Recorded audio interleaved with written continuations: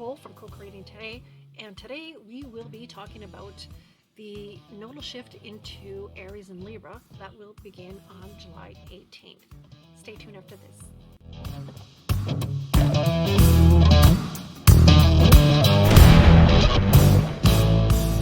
So the nodal shift is happening yet again from Taurus and Scorpio to Aries and Libra. So this will happen on July 18th. Now, first and foremost, if you want to get an understanding of how that works and how that'll affect you personally, first of all, you got to obviously know your birth chart, and you got to know where Aries and Libra reside in your birth chart. What houses do these govern? The North Node and the South Node are always 180 degrees opposite each other, so they'll be affecting an axis in your birth chart. So whether it be the 3rd and 9th house, 1st and 7th, knowing your birth chart will get you a better understanding of how this is going to function for you. Now, secondly, if you want to think back to 2005, that's exactly 2004. Actually, December 2004 is when the node last shifted. The North Node, that is, last shifted into Aries, and the South Node into Libra, and that would give you a flavor of how that worked for you in your birth chart. And obviously from there it stayed for approximately an 18-month visit. Now this is a very, very rare transition. The nodes take about 18.6 years to make full circle in the zodiac. So if you want to get another idea of what area of life this is going to highlight again, think about the opposite now. So what we would call the inverse nodal cycle. So that would have been 2014. So in the area of 2014, it was about dead center into the sign, almost dead center, into the sign of Aries and Libra. So you would get a full dose of exactly what area of life that was affecting. Now, Aries and Libra have very much to do with relationships in the zodiac. It's very much, me versus we, or me and thee. So relationships tend to be highlighted, and they tend to play out within a certain area of life. And that area of life is the houses within your birth chart. So that's where they'll tend to be highlighted and where they'll tend to manifest itself. If you have planets in these areas of life, in these houses, within the signs, then that's going to be especially more potent and especially more personal to you. Now, I have Uranus in Libra as well as Pluto in Libra, but relationships tend to be more highlighted for me. Why? Because Uranus rules my 7th house, house of long-term relationships and contracts. Now, how does that going to be playing out for me? Well, it's definitely played out in relationships, long-term relationships. It's sudden as well, quick, unexpected. That's for sure. When the North Node was in Libra, but and actually Mars was conjunct Libra. Mars was conjunct the North Node too, so it kind of accelerated things a bit because Mars is an accelerant. It speeds things up for sure. But that being said, if you have your 7th house ruler in any of these signs, Aries or Libra, it'll definitely highlight relationships in this area of life for sure. Other things is that knowing if, aside from the 7th house ruler, any planetary placement in there, look to the sign. It's especially important to look to the area of life that it rules. So what area of life does that sign rule that's ruled by that planet? For example, Saturn. So if you have Saturn in Libra or Aries, for example, where is Aries in your birth chart? Because that area of life is going to be highlighted, a little flavor into that area, and give you a more sense of a complete understanding of how that's going to play out. And by thinking of this area of life, it serves as a great memory jogger of what happened in 2014, for example, in the North Node. What gains did I have in that area of life versus 2005, for example, where the North Node was on the other side in Aries. What gains and where was I pushed towards in that area of life? So these are the things that'll play themselves out again. And depending how old you are, you've had, well, 18.6 years cycle, right? So it's approximately every 20 years, so 20, 40, 60, that kind of idea of where this would play out in your chart and how it play out. And it would play out at a higher, ideally, obviously, and most likely at a higher level of consciousness, and integration. The older you are, because the nodes have everything to do with your karmic evolution, your soul's evolution, and especially where the nodal axis resides in our birth chart, the growth that we're to move into in this period of life. What is the function of the North Node? Well, I'm just going to get my flashcards here. So with the North Node, what it is actually, it's not for those who don't know, it's not like a planet that has, it's a celestial body, that has its own archetypal interpretation. Mind you, the nodes do, have a certain quality to them. So what it does, it's where the moon's orbit crosses the ecliptic. And the North Node it has a Jupiter-Mars-like quality to it. And the nodes are what are responsible for the eclipses. And the eclipses are very fated events. And they tend to be, well, out of our control, really. You can very much tell what's going on with an individual's birth chart by what's happening in their lives, based on where the nodes are transiting in their life because of the eclipses. And I do it all the time, and as people are talking, I said, oh, you wouldn't happen to have Libra here or Taurus there, or hey, is your brother just happen to be a Sagittarius, stuff like that, just because of how they're talking and major life events that are occurring. Eclipses have so much to do with it. Oh, well, actually, the eclipses in Leo and Aquarius in 2015, they're the ones that was the responsibility of me ending my employment, and all of a sudden fated events occurred and the dominoes lined up perfectly, and that's what made a huge trajectory leap into astrology. And fated. So yes, there's definitely some karmic events that that occur with the eclipses, because I am I'm a Leo rising as well as a Leo sun. So when you have planets or angles being or what other people would call points in the chart, which is the ascendant and descendant, when you look at a chart marked by the AC and DC, and the MC and IC, which is called the midheaven, and the Imam Coli, which is the foundation of your chart. Those are very, very sensitive points in your chart. So when planets or anything, luminaries, which are the sun and the moon, would touch these angles, you definitely feel them. So that being said, where's the North Node one? Oh, here it is. So the North Node very much has it, it chases gains, and that tends to be a key phrase of how the quality it embodies, which is a Mars-Jupiter-like quality. Mars is very much about chasing things, and Jupiter is very much about expanding and, abundance and having things and, making more of, wherever it's at. So that's what the North Node has. Now, the South Node is obviously in opposition to this, to the North Node, and it's our comfort zone.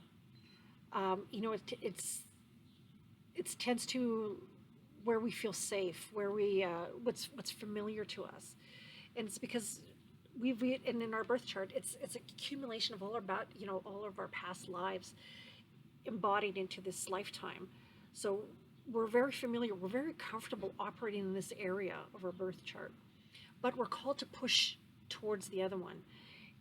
For example, I have my nodal axis in the 4th and 10th house.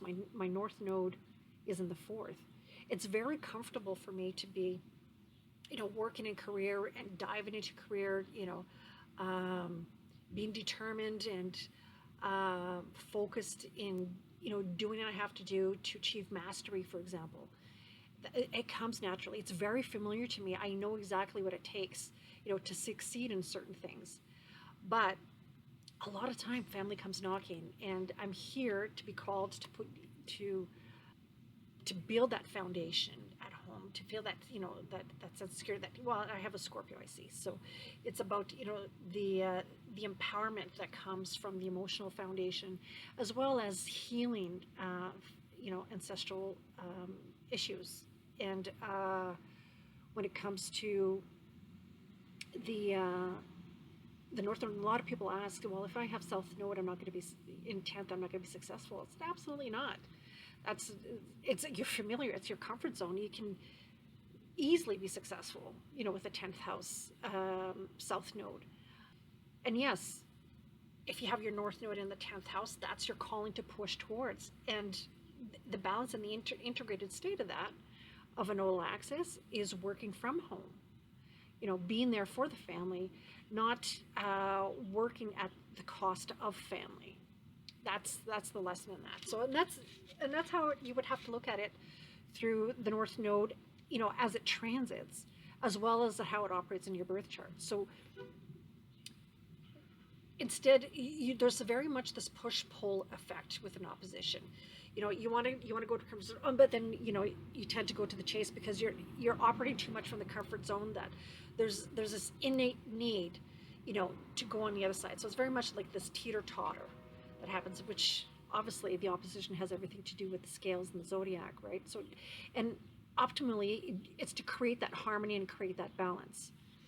So as there's action happening in an area of birth chart, which has everything to do with the North Node, it's okay to function from the South Node, but you're called to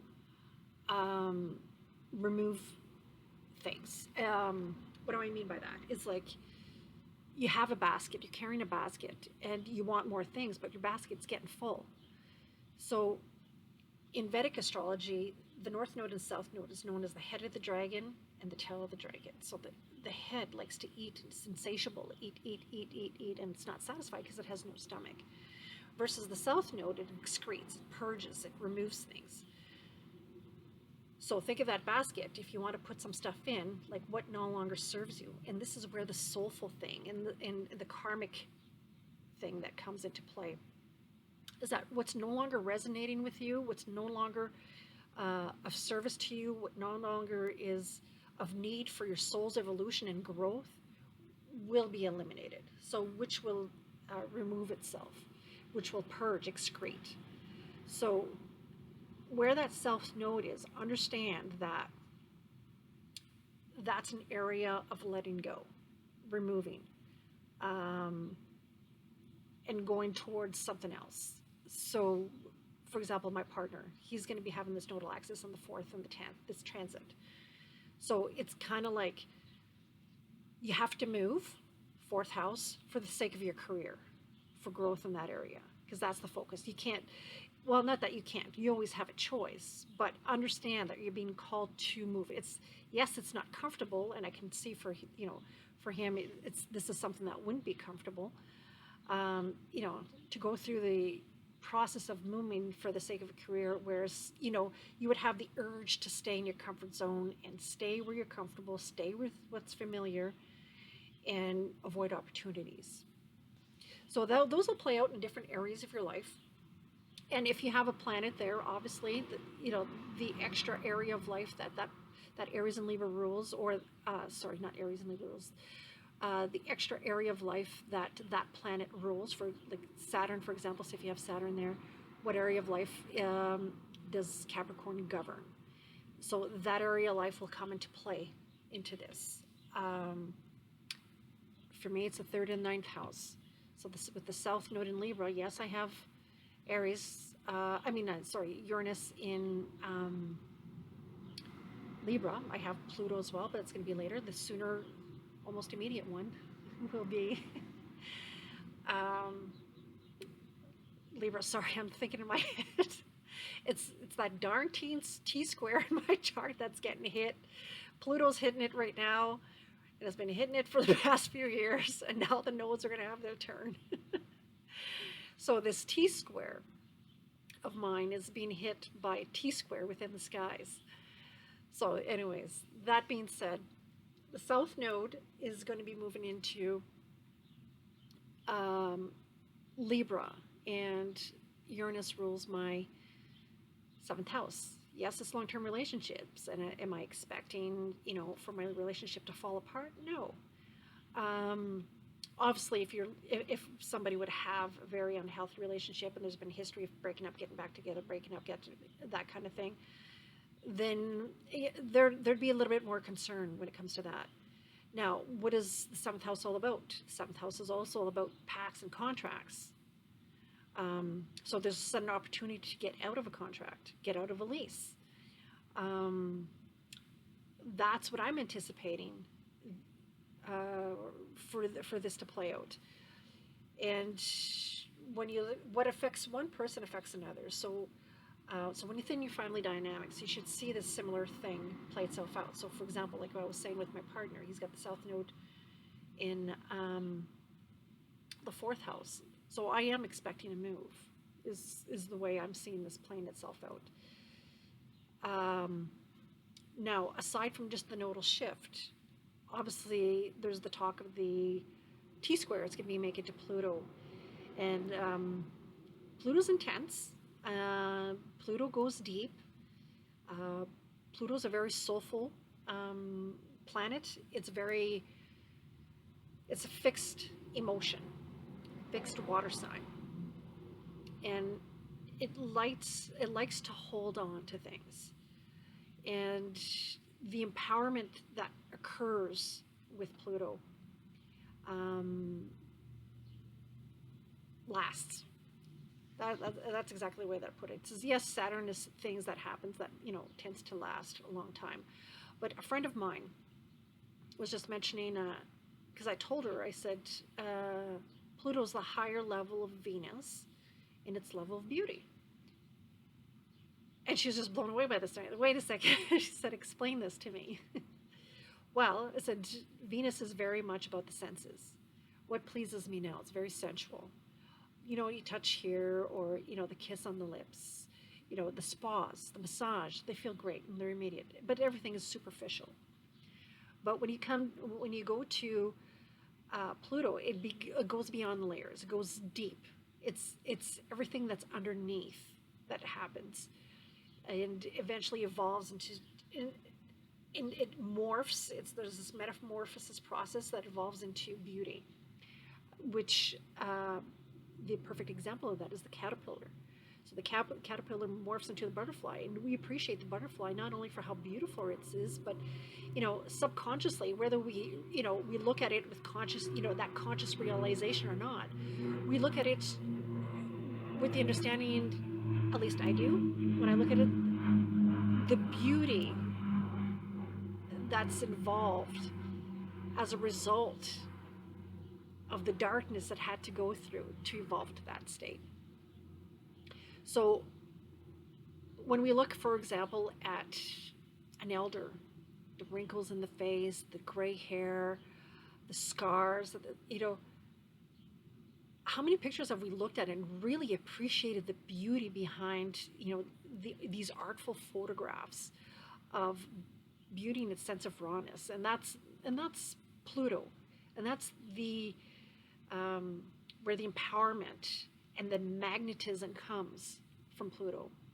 So it's more than superficial. It's beneath the layers, and that's where with Scorpio, it's the reason why it rules the sign of sex. It's where we choose to merge with another and be vulnerable, and become one.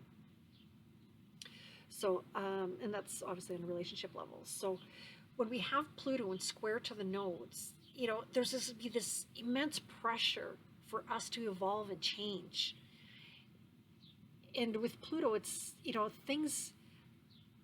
It's the way we've been operating as a result of tradition, as a result of systems, rules and regulations, and just because this is the way things were.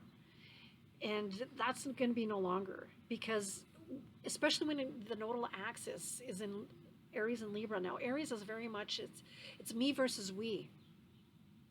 So it has a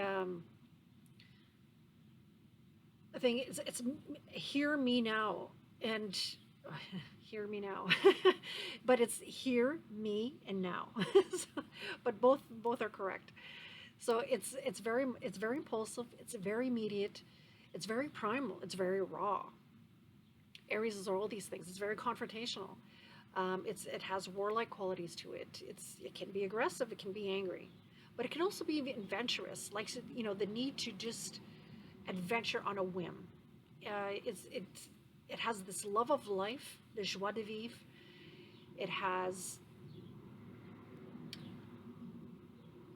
It's very autonomous. It's very sovereign, and it's a lone wolf of the zodiac. So instead of me versus we, an integrated state of that Aries and Libra axis would be me and thee. So how can I relate? How can I create balance while operating from my own needs without neglecting those of others? Now, on the flip side, with the South Node in Libra, Libra is very diplomatic. It's the mediator of the zodiac. You know, it wants to make sure everybody's happy. It's the first universal sign. So this is where the level of consciousness starts to think bigger than themselves. And it's a very social sign. It's the social butterfly of the zodiac. Is everybody happy? Oh, I can relate to you. Yes, of course. How about you? And it's if everybody. I have this meme that I used for comedy, and I'll post it up here. And it's very much about other people. What do you want? Are you happy? Because if you're happy, I'm happy. And that's the reason why it's very much accused of being wishy-washy, having a hard time making decisions, because it really wants to look at all the options available and then make a decision. It very much has to do with making sure everybody's happy. And it hates confrontation. It actually gets anxiety, when there's one confrontation after another and after another and another. It hates functioning that way. Another thing about Libra is that it's very diplomatic, and it's all about coming to agreements. It's very agreeable, and with the South Node in Libra, and of course Pluto being in Capricorn squaring this axis. We're less willing to go along with the narratives that are being fed on social media. So whereas people would be tippy-toeing around, just going along with things for the sake of, not wanting opposition, not wanting confrontation, these things, will start to diminish. And not only that, the North Node is very much a prelude to what's going to be happening in 2025. Now, ironically, the North Node and the South Node will be leaving these zodiac signs and moving into Pisces and Virgo in 2025. But something extremely important is going to be happening in 2025, and that's Saturn and Neptune will be moving hand in hand into the sign of Aries. And that's going to have an additional impact on the North Node within Aries throughout this time. So one thing one of my teachers said, Frank Clifford, he had always mentioned, when it came to the argument of using the true Node or the North Node, he says, pay attention to the news. That's your best indicator, because they tend to operate, on a collective consciousness. So I'm like, okay. So I kept that in mind, seeing that the North Node, the nodes were about to shift into Taurus and Scorpio. Now, in the prediction video that I made about Taurus and Scorpios, one of them being that vaccine passports will no longer be a requirement throughout this transit. And sure enough, as the nodes made their shift, Boris Johnson was the first one to announce the removal of the vaccine passport systems, and the regulations for tyrannical regulations that were occurring, because Scorpio is very much tyrannical behavior. It's tyranny, versus Capricorn's more of a governmental structure. So yes, with that T-square, that's exactly what's going to end up happening, is that you're going to see more of this push of people start to speak up. People start to say, no, I have a clear sense of direction of myself. I have a clear sense of self. I have, I know what it's, I am that I am.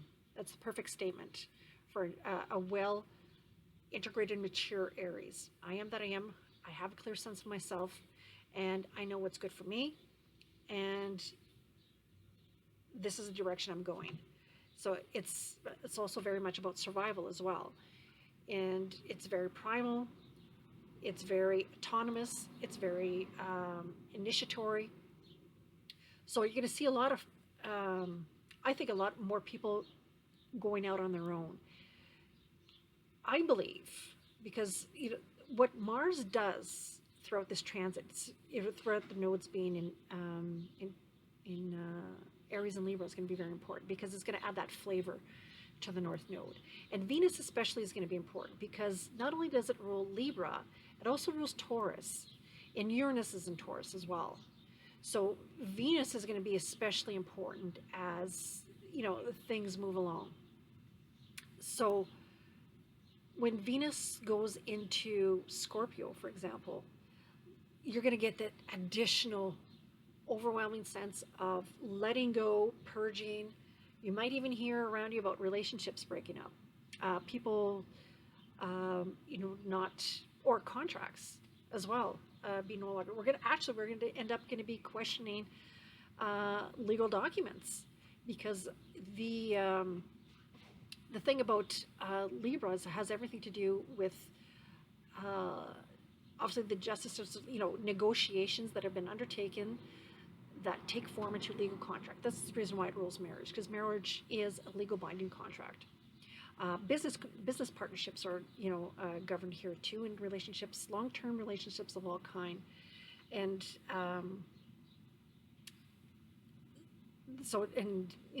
diplomacy is going to be less of a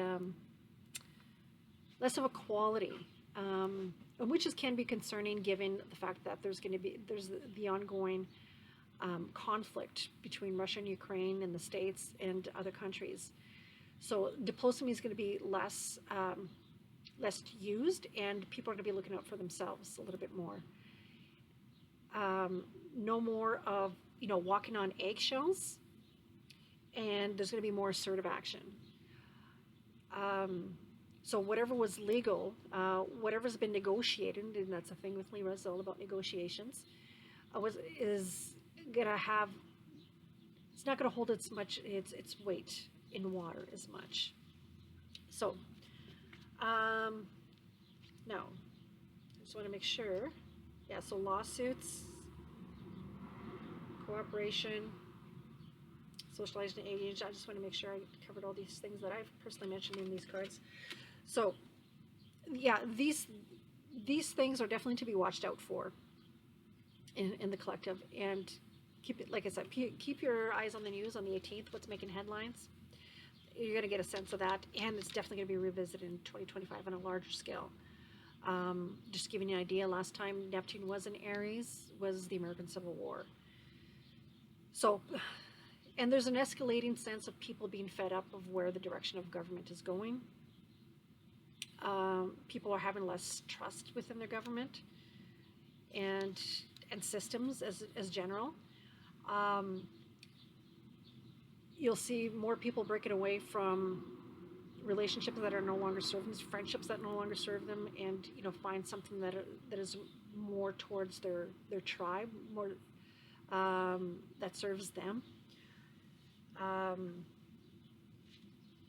But generally, when the nodes make a shift, this is definitely karmic new cycles, as well as other cycles ending, especially if you have a North Node in your 12th house, because that is the house of karmic endings.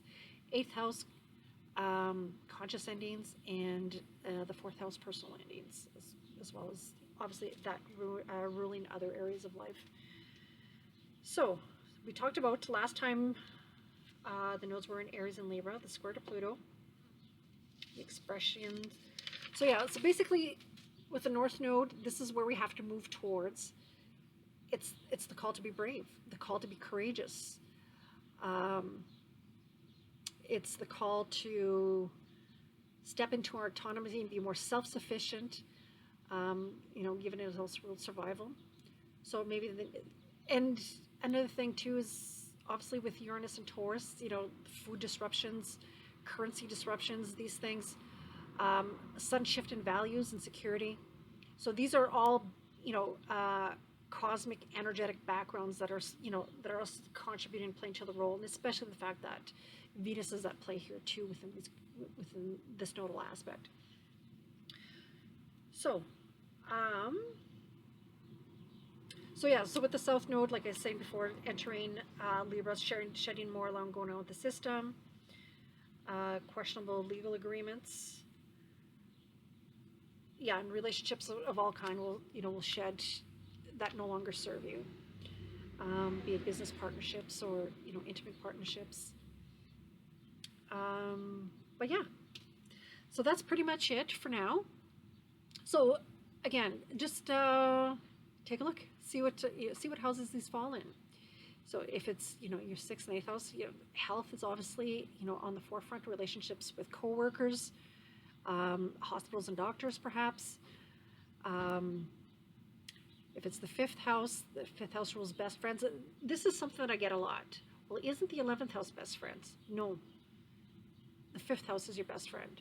Because Leo's the first social sign of the zodiac.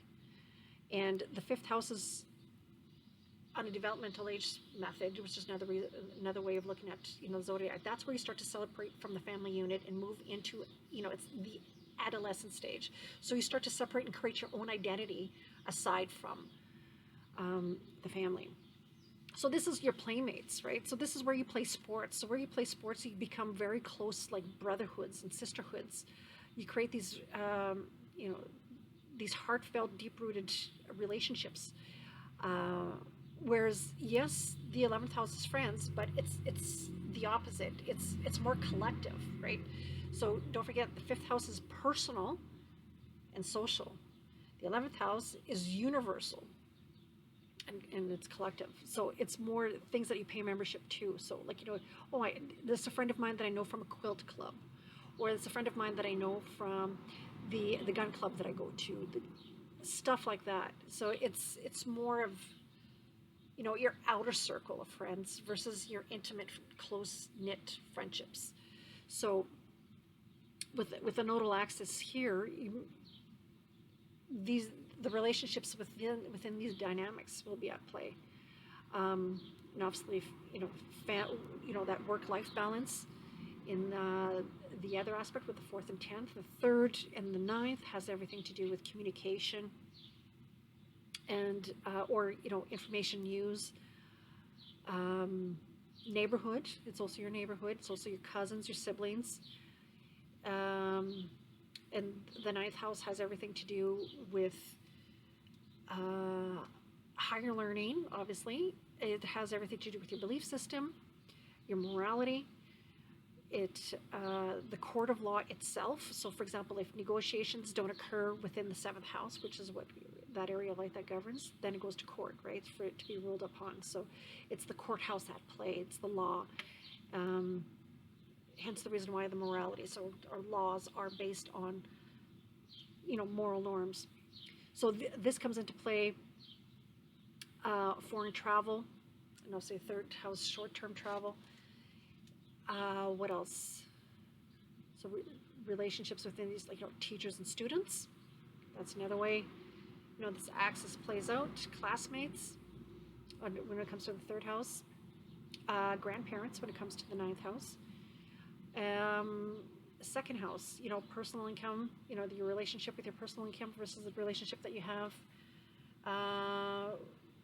with the big money or other people's resources, be that, the resources of your partner. So there tends to be maybe more of a focus on your partner's income and not so much of your own, or vice versa. And of course, if this falls in on your 1st and 7th house axis, relationships are definitely a focus, because it is the axis of relationship itself. So it's about balancing. And what I've found mostly in my practice is that and most recently with a close friend of mine, asking me information, is like, no, you're not going crazy. She's seeing this push-pull that's been going on. It's very much about creating that balance of your own personal needs within the needs of the relationship. So that's the call to that, which can be a tough calling to be had too. So how do I balance my needs within the needs of the relationship? And so that's another way this definitely plays itself out, within the axis of relationship. So, and if this relationship is not healthy for you, and you've moved well beyond the level of consciousness that this, where this relationship is no longer of service to you, then it tends to wane itself out and remove itself from your life as you make way, for a new beginning, for a new chapter in your life. So that's it for today. Thank you very much for tuning in. I appreciate you being here, and if you feel called to, please please subscribe on the channel. And if you have any questions, post them below. I'll get to them. If you're curious about a certain planet within how this could possibly play out within any of the nodal, where the nodal axis is falling within your chart, leave a comment below, and I'll do my best to get to each and every one of them. So in the meantime, stay tuned. I'll be coming back with more videos, and also Mercury retrograde is running around the corner. Don't forget to check that video out too. It's a helpful video. I'll post a link below to help you along with that side. So that's going to be hand in hand with this Venus retrograde season that's underway right now. So hope this helps. Hope this gives you a better sense of awareness of how this will play out for you. And yes, like I said, don't forget to hopefully this helps as a memory jogger. Think back to 2014, think back to 2005. This area of life was definitely highlighted for you in this area. So aside from that, think back this 9 year, go back 9 years back, and 9 years back, 9 years. And that's where that area of life has been highlighted for you time and time again. All right. So have yourself a great day, and we'll see you next time. Thanks for tuning in.